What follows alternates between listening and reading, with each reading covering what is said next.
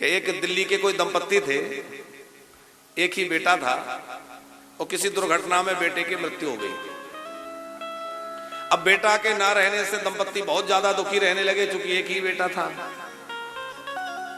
तो वो जो महाशय थे, उस बेटे के पिता, वो कुछ ज्यादा ही दुखी थे और किसी ने कहा कि वृंदावन में बड़े सिद्ध संत विराजते हैं, आप एक बार दर्शन करिए, सत्संग करेंगे, थोड़ा मन को संतोष मिलेगा, मन थोड़ा शांत होगा। तो मन शांत होगा, इस वजह से उनको महाराज जी के पास ले आए।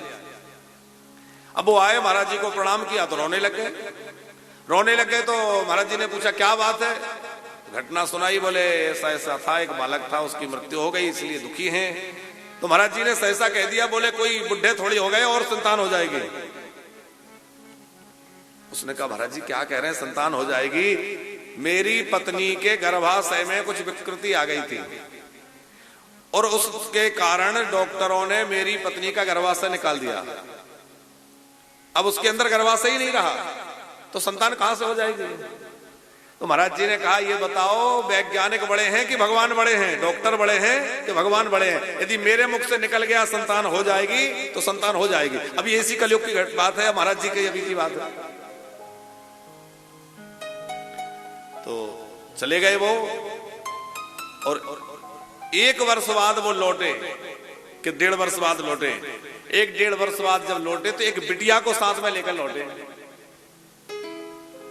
तो उन्होंने आकर के महाराज जी से कहा, हमारे मलुकपीठ वाले महाराज जी इस घटना को सुनाते हैं कि हमारे गुरुजी के पास की वो घटना है। मलुकपीठ वाले गुरुजी जो हैं, इनके गुरुजी के समय की बात है, पहाड़ी बाबा की। तो पहाड़ी बाबा की बात वो है, उन्होंने कहा कि देखो ये भगवान की कृपा है। तो बोले डॉक्टर आश्चर्य कर रहे हैं कि जिस स्त्री का गर्भाशय जिस महिला का निकाल दिया गया, उसको दोबारा गर्भाशय कैसे निर्मित हो गया और कैसे बालक का जन्म हो गया? डॉक्टर परेशान है। पहाड़ी बाबा ने, पूज्य महाराज जी ने कहा कि यह भगवान की कृपा है, लेकिन वस्तुतः यह संत की कृपा है। एक संत के मुख से जो निकल जाए वो भगवान को करना ही पड़ता है। इसलिए संतों के चरण पकड़े रहो। देखो भगवान के चरण मिले ना मिले, भगवान रीझे ना रीझे, कोई बात नहीं। भगवान ना भी रीझे तो परेशान मत होना, भगवान के भक्तों को रिझा लेना। भक्त रीझ गए तो भगवान रीझे बिना रह नहीं सकते।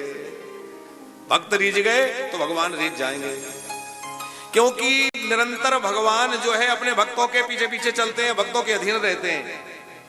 अब आप विचार करिए, कोई व्यक्ति किसी की अधीन है और जिसके अधीनस्थ वो कार्य कर रहा है, आपने उसी को प्रसन्न कर लिया, उसको रिझा लिया, तो नीचे वाले को तो रिझना पड़ेगा। ठाकुर जी सर्वतंत्र स्वतंत्र होते हुए भी भक्तों के अधीन हैं, और जब भक्त रीझ जाते हैं तो भगवान को रीझना ही पड़ता है। इसलिए भैया भक्तों को प्रसन्न कर लें। और ध्यान रखें, जीवन में भक्तों का अपराध ना हो। भगवान का अपराध आप कभी कदाचित कर भी दें तो भगवान क्षमा कर देंगे। भगवान का स्वभाव है कि मेरा कोई अपराध कर दे, मैं उसको क्षमा कर दूंगा।